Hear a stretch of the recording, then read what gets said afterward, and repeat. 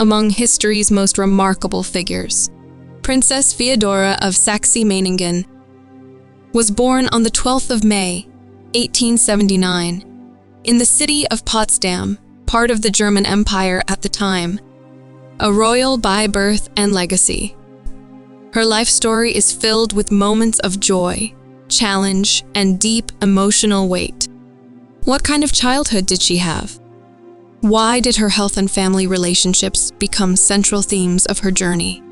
And how did her connection to some of Europe's most powerful royals shape her life and struggles? Please watch my full video until the end, and don't forget to like, share, and subscribe. Please make sure to share it with your friends. Thank you. Now, let's dive into the full story. Feodora Victoria Auguste Marie Marianne, known simply as Princess Feodora, was the only child of Bernhard III, Duke of Saxe-Meiningen, and Princess Charlotte of Prussia. From the very beginning, her family ties placed her in the heart of European nobility. Her mother, Charlotte, was the daughter of German Crown Prince Frederick William and Crown Princess Victoria, making Feodora the first great-grandchild of both William I, the German Emperor, and Queen Victoria of the United Kingdom. Despite being born into such prestige, Feodora's early life was far from easy. Her mother, Charlotte, did not enjoy motherhood and often left Feodora in the care of her grandmother, Crown Princess Victoria. While this gave young Feodora affection and attention from her grandmother, it also meant she grew up feeling distanced from her own parents. Being the only child in a royal household was rare, and it likely added to her feelings of loneliness. Her childhood, though surrounded by luxury, was marked by emotional distance and early signs of being misunderstood by her family. Princess Feodora of Saxe-Meiningen came from one of the most powerful and well-known royal families in Europe. Her father, Bernhard III, was the last reigning Duke of Saxe-Meiningen, a small but respected duchy in the German Empire. He was known for his interest in military matters and had served as a general. Her mother, Princess Charlotte of Prussia, came from even greater royal roots. Charlotte was the eldest daughter of German Crown Prince Frederick William and Crown Princess Victoria, the first child of Queen Victoria of the United Kingdom.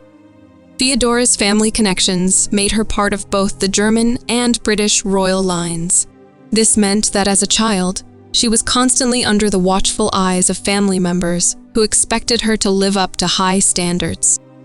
While this offered her privileges like attending royal events and spending time with important figures, it also placed a heavy burden on her from an early age. Charlotte, her mother, was not a nurturing figure. She often spoke about how she disliked being pregnant and made it clear that she did not want more children. After Feodora was born, Charlotte returned quickly to her social life in Berlin and regularly left Feodora in the care of her own mother, Crown Princess Victoria. Victoria loved her granddaughter deeply and provided warmth and structure that Feodora did not receive from her parents. Still, this created a split in Feodora's emotional world. Her grandmother showed love and support, while her parents, especially her mother, seemed emotionally distant and often absent. These early family dynamics shaped Feodora's view of relationships and affected her throughout her life. Growing up in the grand surroundings of European royalty might seem like a dream, but for Princess Feodora, it was often a lonely and confusing experience. As the only child of her parents, she did not have any siblings to play or share her thoughts with. This was unusual in royal families at the time, where having several children was considered normal. Because her mother preferred traveling and socializing over spending time at home, Feodora was often left in the care of her grandmother, Crown Princess Victoria. While her grandmother provided kindness and stability, Feodora's relationship with her mother remained cold and distant. The lack of a close bond with her own parents made her feel alone, even in the midst of a large, extended royal family.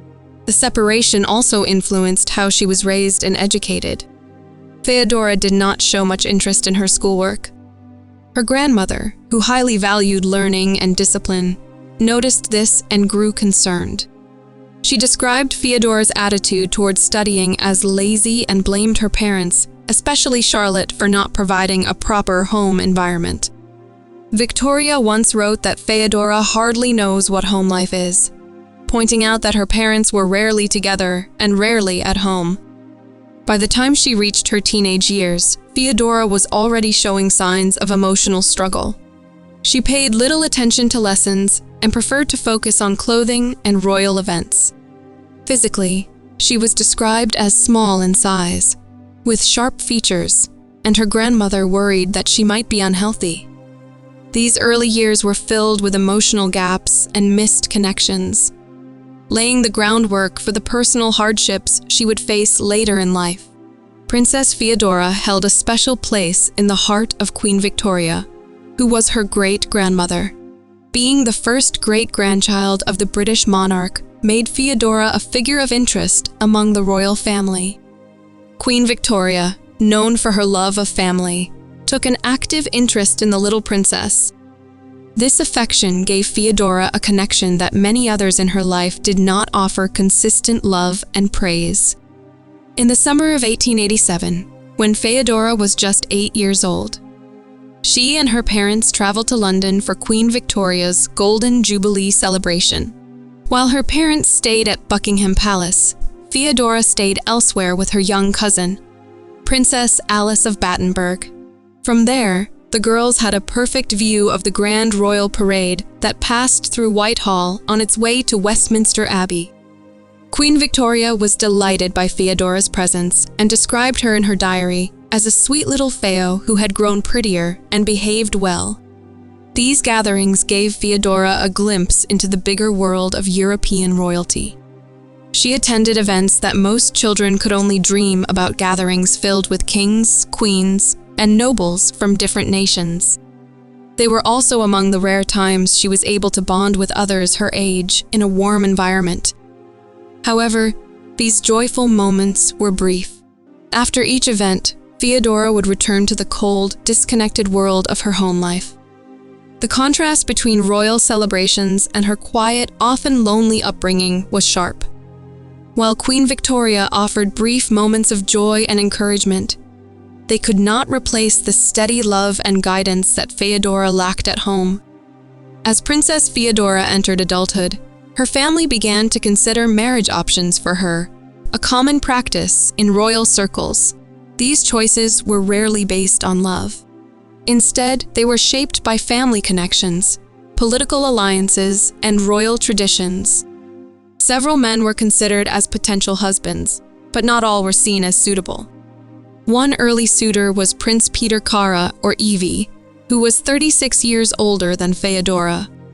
He had been exiled from Serbia and hoped that marrying into a respected royal family might help him gain support to reclaim his throne. Feodora's mother, Princess Charlotte, rejected the idea outright. She felt that her daughter deserved better, famously stating that for such a throne, Feodora is far too good. Another candidate came from closer royal ties.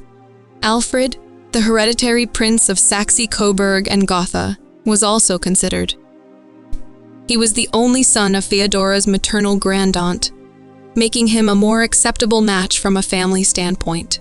However, nothing serious developed from this idea either. After attending Queen Victoria's Diamond Jubilee in 1897, Feodora became engaged to Prince Heinrich III of Rias of K-Stritz. He was a military officer from a noble but less powerful family.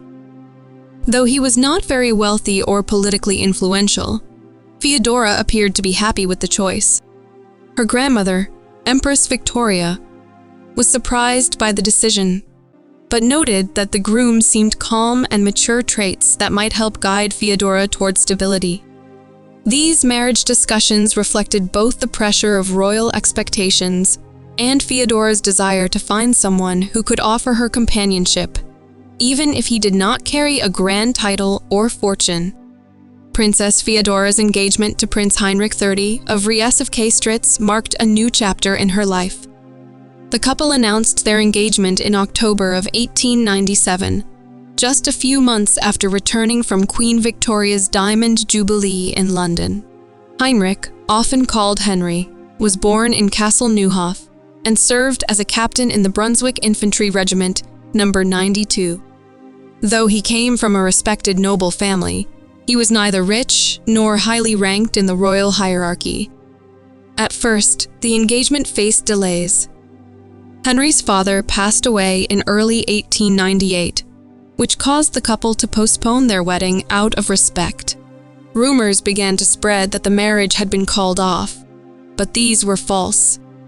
On September 24th of that same year, Feodora and Henry were married in the city of Breslau during a Lutheran ceremony. Their marriage was unique among their royal relatives. Feodora became the only great-grandchild of Queen Victoria and the only grandchild of German Empress Victoria to be married during their lifetimes. Both women died just 3 years later, in 1901. Though Empress Victoria had concerns about Henry's lack of position and influence, she admitted that he might be a good match for Feodora. She believed that a calm, steady husband might help her granddaughter overcome the emotional troubles rooted in her upbringing. Henry was 15 years older than Feodora, and historians believe that she may have welcomed the age gap, seeing it as a sign of wisdom and stability. Some even suggest she saw the marriage as a way to escape her unhappy home life and start anew. After their wedding, Princess Feodora and Prince Henry settled into married life, though it was far from a fairy tale. Henry's military duties kept him away for long periods, which left Feodora with plenty of time to herself.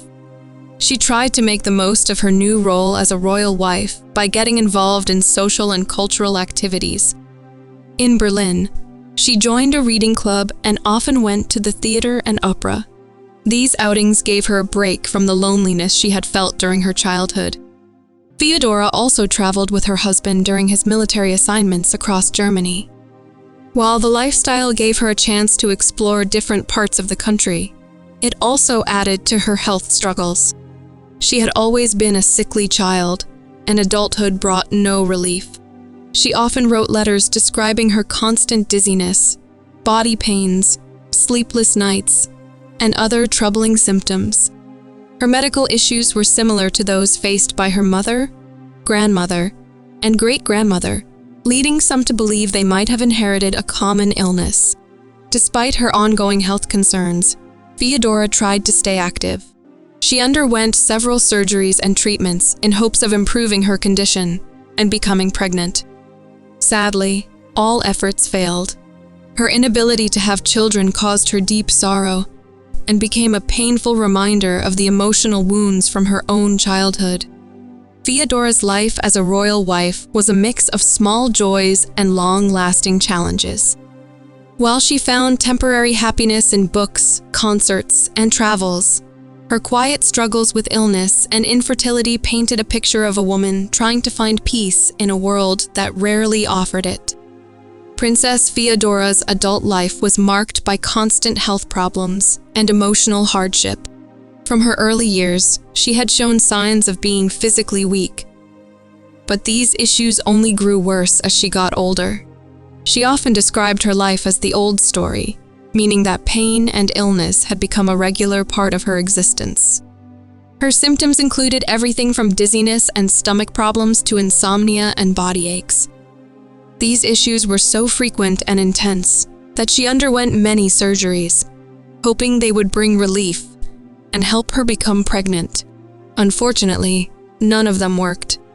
Her husband, Prince Henry, tried to be supportive in the early years, but their relationship slowly became strained. He believed that Feodora exaggerated her illnesses and did not take enough steps to improve. In letters to family and friends, Henry described her as lacking energy and being too focused on her health problems. This attitude made Feodora feel even more isolated, as she could not find comfort in the one person who should have understood her best. Matters became worse when Feodora blamed malaria for her ongoing illness, while her mother, Charlotte, spread a painful rumor that Henry had given his wife a disease through unfaithful behavior. Feodora was deeply hurt by this and refused to even step foot in her mother's home afterward. This breakdown in their already rocky relationship added to Feodora's mental distress. These years were filled with frustration, failed hopes, and emotional scars. While she continued to carry out her royal duties in public, privately, she was battling a growing sense of despair. Her health problems were not just physical, they affected every part of her life, including her marriage, her family, and her sense of self-worth. When World War I began in 1914, Princess Feodora's life changed yet again. Her husband, Prince Henry, was sent to fight on the Western Front as part of the German military. While he was away, Feodora tried to do her part for the war effort. She opened a small hospital for wounded soldiers, showing that she still wanted to help others, even while dealing with her own health problems. At first, this gave her a sense of purpose. Helping care for injured men gave her days meaning and allowed her to feel useful. However, her health continued to decline, and the emotional distance between her and Henry became more obvious. The war had taken its toll not only on the country, but also on their relationship. Henry believed that Feodora focused too much on her sickness. He once wrote that she had complete lack of energy and mental apathy. He even said that she exaggerated her pain and caused unnecessary worry to those around her. These words showed how disconnected he had become from her suffering.